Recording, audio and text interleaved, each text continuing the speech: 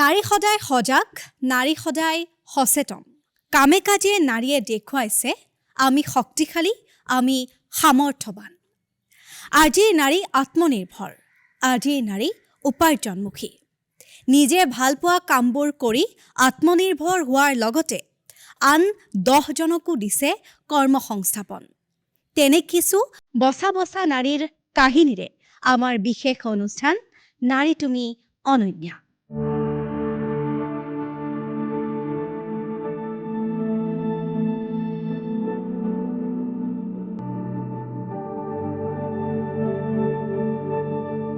নমস্কাৰ, মই দিশা। 2026 অৰ্থাৎ এই বৰ্ষৰ নাৰী দিৱসৰ থিম হৈছে গিভ টু গেইন। আজি এই অনুষ্ঠানত আমি আপোনালোকক দেখুৱাম কেইগৰাকীমান উদ্যোগী মহিলাৰ জীৱন গাথা।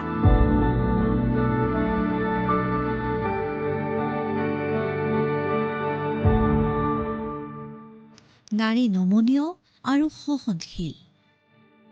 আধুনিক সমাজত নাৰী সাংসাৰিক, সামাজিক, ৰাজনৈতিক আদি দিশৰ লগতে ক্ৰীড়া আৰু চলচ্চিত্ৰ জগততো নিজকে প্ৰতিষ্ঠিত কৰিবলৈ সক্ষম হৈছে। নাৰী মানেই হৈছে জীৱনদায়িনী আৰু সৃষ্টিৰ বাহক। চীনৰ লেখক মাও ছেতুঙে কৈছিল, অৰ্ধ আকাশ নাৰীৰ হাতত।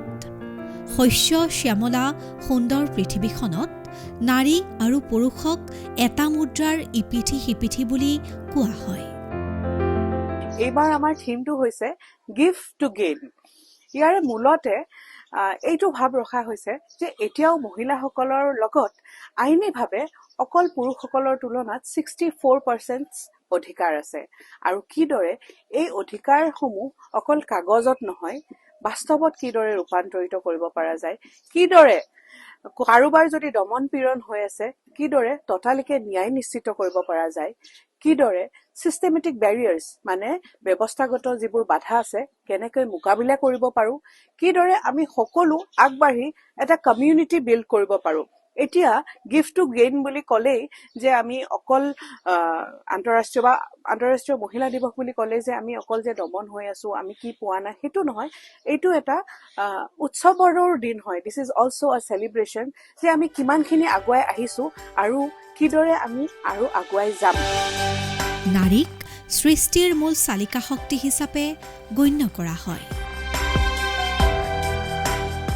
অসীম সাহস, একাগ্ৰতা, প্ৰতিভা আৰু দক্ষতাৰ বলত আজিৰ নাৰী উচ্চ শিক্ষিত হোৱাৰ লগতে আত্মনিৰ্ভৰশীল। ইয়াৰ দ্বাৰাই সলনি হৈছে আমাৰ ৰক্ষণশীল সমাজ ব্যৱস্থা। মহৎ কৰ্মৰাজিৰ জৰিয়তে সূচনা হৈছে নতুন দিগন্তৰ। ভাৰতীয় সভ্যতা সংস্কৃতি প্ৰতি মুহূৰ্তত আপোনাক সোঁৱৰাই দিয়ে এগৰাকী নাৰীৰ স্থান কি। আমাৰ অসমীয়া সমাজৰ ৰীতি নীতি, পৰম্পৰা, লোকবিশ্বাসে আপোনাক সোঁৱৰাই থাকে যে অসমীয়া সমাজত এগৰাকী জীয়ৰী বোৱাৰীৰ আদৰ কি। আজি আমাৰ বাবে এটা বিশেষ দিন, আন্তৰ্জাতিক নাৰী দিৱস।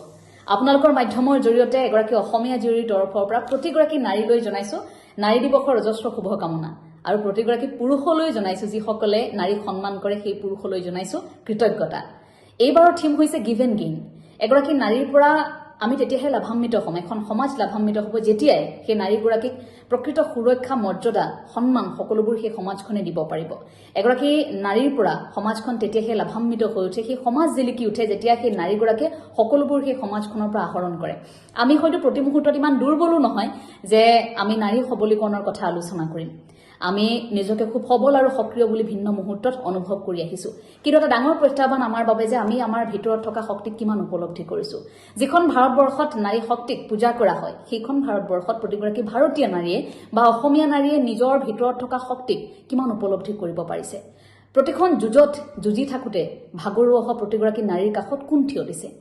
এটা হাঁহিৰে এখন ঘৰ ধৰি ৰখা এগৰাকী নাৰীৰ চকুপানীবোৰ কেতিয়াবা আপোনাৰ মোৰ বাবে কেৱল সহানুভূতি এটা কাৰণ হৈ পৰিছে নেকি? যদি হৈছে, মানসিকভাৱে সেই নাৰীগৰাকী শক্তিশালী হৈ থাকিব পৰাকৈ এটা পৰিৱেশ আপুনি মই কিয় দিব পৰা নাই? সেই কথাবোৰ আজিৰ তাৰিখত প্ৰাসংগিক নহয় জানো? নাৰী মানেই হৈছে শক্তি, সৃষ্টি আৰু প্ৰেৰণাৰ উৎস। ঘৰ, সমাজ আৰু দেশ গঢ়াৰ শক্তি কেৱল নাৰীয়ে। নাৰীৰ উৎসাহ, উদ্দীপনা, সপোন, সাহস, সফলতাৰ কাহিনীয়ে আপ্লুত কৰিছে আমাক আৰু আমাৰ সমাজক। আটাইলৈ আন্তৰ্জাতিক নাৰী দিৱসৰ আন্তৰিক অভিনন্দন জ্ঞাপন কৰিছোঁ। নাৰী দিৱস বা নাৰী বুলি ক'লে আমি নাৰীৰ ত্যাগৰ কথা কওঁ, নাৰী শক্তিৰ কথা কওঁ, কিন্তু এই মুহূৰ্তত মই ক'ব খুজিছোঁ যে এগৰাকী নাৰীৰ আটাইতকৈ দামী অলংকাৰ হৈছে তেওঁৰ আত্মবিশ্বাস। সেই আত্মবিশ্বাসেৰে মই ডাঙৰ কিবা সাফল্য অৰ্জন কৰাৰ কথা কোৱা নাই। মই ক'ব খুজিছোঁ যে এগৰাকী আত্মবিশ্বাসী মহিলাই যেতিয়া তেওঁৰ সৰু সৰু সপোনবোৰ বা ভাল লগা কামবোৰ কৰাৰ দিশত আত্মবিশ্বাসেৰে খোজ দিয়ে, থিয় হয়, নিজৰ ওপৰত বিশ্বাস ৰাখে বা নিজক ভালে ৰখাৰ দিশত যেতিয়া আত্মবিশ্বাসেৰে আগুৱাই যায়, তেতিয়া তেওঁৰ সৌন্দৰ্য দুগুণে ফুটি উঠে। যেনেধৰণে আমি অলংকাৰ বা গহনা পিন্ধো সৌন্দৰ্য ফুটাই তুলিবলৈ বা বৃদ্ধি কৰিবলৈ, ঠিক সেইদৰে আটাইতকৈ দামী অলংকাৰ বুলি মই ক'ব খুজিছোঁ সেই আত্মবিশ্বাসক, যাৰ দ্বাৰা এগৰাকী মহিলাৰ মুখখন আৰু অধিক পোহৰ হৈ পৰে। অতীজৰে পৰা বৰ্তমানলৈকে, কনকলতাৰ পৰা মূলা গাভৰু জয়মতীলৈকে একোগৰাকী নাৰীয়ে বিভিন্ন ৰূপত নিজস্ব দক্ষতাৰে গধুৰ দায়িত্ব পালন কৰি, অশেষ ত্যাগ স্বীকাৰ কৰি নিজৰ লগতে পৰিয়াল আৰু সমাজৰো দায়িত্ব নিষ্ঠা সহকাৰে পালন কৰিছে। আমি উপস্থিত হৈছোহি এগৰাকী craft artist, social worker Naina প্ৰিয়দৰ্শিনীৰ ওচৰত। আহক আমি তেখেতৰ সৈতে আপোনালোকক চিনাকি কৰাই দিওঁ। আপোনাক আমাৰ বিশেষ অনুষ্ঠান নাৰী তুমি অনন্যালৈ স্বাগতম জনাইছোঁ। আন্তৰিক ধন্যবাদ জনালোঁ। লগতে আমাৰ দৰ্শকবৃন্দলৈ, বিশেষকৈ মহিলাসকললৈ এই নাৰী দিৱসৰ আন্তৰিক শুভেচ্ছা জনালোঁ। এতিয়া আমি যিহেতু 2026 চনত ভৰি দিছোঁ, আজি 3টা মাহ অতিক্ৰম কৰিলোৱে। সময়ৰ সৈতে খোজ মিলাই আজিৰ সময়ত নাৰীও বহুখিনি আগুৱাই গৈ আছে। সেই খোজতে খোজ মিলাই ময়ো অকণমান সৰুকৈ কিছুমান কাম কৰিবলৈ চেষ্টা কৰি আছোঁ। আৰ্টিষ্ট বুলি নহয় আচলতে, বা ছ'চিয়েল ৱৰ্কাৰ বুলি এটা সুকীয়া ডেজিগনেশ্যন লৈও নহয়, কিন্তু মোৰ যিখিনি ইচ্ছা আৰু বেলেগৰ কাৰণে অকণমান কাম কৰিব খোজাৰ সেই ইচ্ছাটোক আগুৱাই নিব পৰাকৈহে সৰুকৈ কিছুমান মই কাম কৰি লৈ গৈ আছোঁ। আপোনালোকে হয়তো দেখা পাইছে মই জুৱেলাৰীৰ কাম কৰোঁ, লগতে পেইণ্টিং নাইবা বিভিন্ন ধৰণৰ ক্লে আৰ্ট কৰোঁ। সেই কামখিনিৰ জৰিয়তে মই এতিয়া যিখিনি উপাৰ্জন কৰোঁ সৰুকৈ সেইখিনিৰ সহায়তহে আচলতে আন এগৰাকী বা 10গৰাকী মহিলাক অকণমানকৈ যদি সহায় কৰিব পাৰোঁ, সেই চেষ্টাহে অব্যাহত ৰাখি আছোঁ। আপোনাৰ এটা NGO আছে। হয়।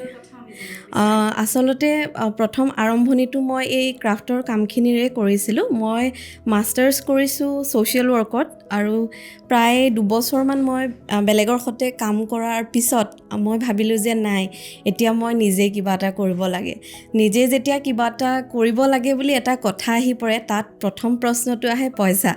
সেই কথাটো আমি সকলোৱে জানো, আৰু সেয়েহে মই ভাবিলোঁ মোৰ হাতৰ কিছু কাম যিহেতু কৰিব পাৰোঁ, সেই কামখিনিৰে মই যদি অকণমান উপাৰ্জন কৰিব পাৰোঁ, তাৰ পৰা যদি অকণমান আনক সহায় কৰিব পাৰোঁ, সেই চেষ্টাৰে আচলতে এই কামখিনি মই হাতত দিছিলোঁ।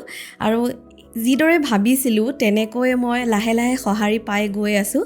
মোৰ এই ক্ৰাফ্টৰ কামখিনি প্ৰায় প্ৰফেশ্যনেলি কৰা মোৰ প্ৰায় 7 বছৰমানেই হৈছে, আৰু NGOটো মই ৰেজিষ্ট্ৰেশ্যন কৰি মেলি মানে ফিল্ডত অকলে নামা এতিয়া 3 বছৰ বেছি হৈ গৈছে। যিমান পাৰোঁ সৰুকৈহে মই কামবোৰ কৰি আছোঁ। মই ভাবোঁ এয়া মাত্ৰ গজালিহে, গছ এজোপা হ'বলৈ এতিয়াও বহুত বাকী আছে। এইবাৰ আমি আপোনালোকক চিনাকি কৰাই দিব ওলাইছোঁ আন এগৰাকী উদ্যোগী মহিলাক। এগৰাকী বিশেষ মহিলাই 2002 চনৰ পৰাই সৌন্দৰ্য ক্ষেত্ৰখনত কাম কৰি আছে। এগৰাকী সৌন্দৰ্য বিশেষজ্ঞ হিচাপে নিজকে চিনাকি দিয়াৰ লগতে আন বহু যুৱক যুৱতীক তেওঁ উপাৰ্জনৰ বাট দেখুৱাইছে। আহক আমি চিনাকি হওঁ সৌন্দৰ্য বিশেষজ্ঞা চম্পা মজুমদাৰৰ সৈতে। 1970 আৰু 80ৰ ভিতৰত তেতিয়া আমি জন্ম লোৱা, তেতিয়া মহিলাসকলে ইমানখিনি, আমি যিখিনি সৰু গাঁৱৰ পৰা আহিছোঁ, ইমানখিনিও ওপৰত যোৱাৰ আশাটো কমেই কৰে। তথাপিও মোৰ মা বহুত ষ্ট্ৰং আছিলে, আমাক গোটেই বাই ভনীক আমাক শিকাইছিলে যে ছোৱালীবিলাকে স্বাৱলম্বী হ'ব লাগে, নিজৰ ওপৰত নিজে কিবা এটা কৰি পেলাই হ'লেও ইনকাম চ'ৰ্চটো বঢ়াব লাগে, নিজৰ ওপৰত নিজে ডিপেণ্ডেণ্ট হ'ব লাগে, বেলেগৰ ওপৰত নহয়। তো সেই হিচাপতে সৰুৰ পৰাই কিবা এটা আশা ৰাখি ৰাখিছিলোঁ মনত, কিন্তু সময়ত গতিত গৈ পেলাই বিউটিচিয়ানৰ কোৰ্চটো চিলেক্ট কৰিলোঁ। তাতে 2002 চনত ট্ৰেইনিং ষ্টাৰ্ট কৰিলোঁ প্ৰথম আমি। তাৰপিছত আৰম্ভ যাত্ৰা, সেই যাত্ৰাতে 2003 চেলন নিজে খুলিলোঁ। খোলাৰ উপৰিও যেতিয়া ষ্টাৰ্ট কৰিলোঁ তেতিয়াতো অকল আমি ছাৰ্ভিচো দিছিলোঁ। পিছত আমাৰ একাডেমি হ'ল, একাডেমিত আমি ট্ৰেইনিং চেণ্টাৰ, যিহেতু আমাৰ বহুত মহিলা এনেকুৱা আছে পঢ়া লিখা হয়তো ইমান শিক্ষিত নহয়, কিন্তু যেতিয়া আমি শিক্ষাটো কমপ্লিট কৰি পেলাই নিজে গৈ পেলাই এখন নিজৰ চেলুন খোলে as a owner, as a teacher, as a মানে শিকাই পেলাই বহুতেও মানে সুখ অনুভৱ কৰোঁ।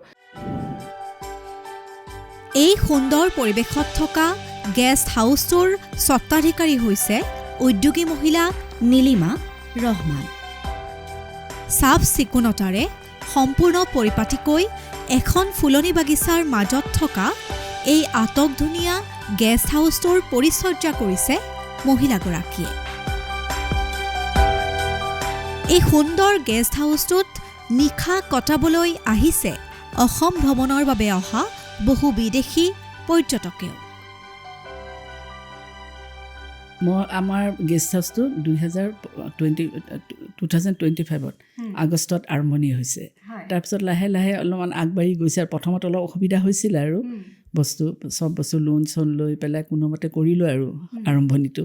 তাৰপিছত আৰু এতিয়া লাহে লাহে অলপ আগবাঢ়ি গৈ আছে আৰু গেষ্ট চেষ্টো আহিছে চব ফালৰ পৰাই, আৰু এনেকুৱা চলি আছে। আৰু মোৰ তাৰ লগত মোক সহযোগ কৰিছে মোৰ ছোৱালী, মোৰ বোৱাৰী, মোৰ ল'ৰা, জোঁৱাই, এইবিলাক আৰু চবেই মিলি আৰু চলাই আছোঁ আৰু ঘৰৰ পৰিয়ালৰ সহযোগত, ঘৰৰ পৰিয়ালৰ সহযোগত চব। আৰু গুৱাহাটীৰ মাজমজিয়াত খুব সুন্দৰকৈ, খুব পৰিপাটিকৈ আপোনালোকে কিন্তু গেষ্ট হাউচৰ চাৰিওপাশটো ৰাখিছে, দেখিলে ভাল লগা।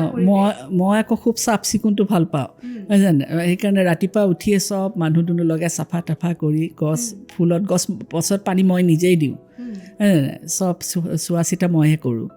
আৰু চখো আছে মোৰ বাগানৰ, সেইকাৰণে গেষ্ট হাউচ হোৱাৰ কাৰণে আৰু অলপমান বেছিকৈ আৰু চাফ চিকুণ কৰি ৰাখিছোঁ। আৰু মানুহ দুনুহ আহি ভাল পায়, যাতে গেষ্টবিলাকো আহিও ভাল পাইছে, একে ফটোশ্বুট কৰি গৈছে ইয়াতে আহি চাই মেলি পেলাই ভাল পাইছে, আৰু সেনেকুৱা চলি আছে আৰু।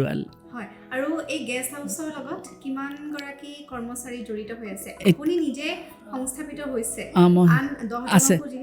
আছে 5জন আছে এতিয়া উপাৰ্জনৰ আৰু তাৰ লগত আৰু এনেই আৰু কাম কৰা মানুহ চানুহবিলাক আছে, আৰু সেইবিলাক মোৰ ল'ৰাই আৰু সেইবিলাক কৰি থাকে। আৰু এনেই 5জন পূৰা সংস্থাপন দিছোঁ। মই ৰাতিপুৱা আবেলি মোৰ যেতিয়া কাম বন নাথাকে এইবিলাক চাই মেলি থাকোঁ, খুব ভাল লাগে, মনটো ভাল লাগে। আৰু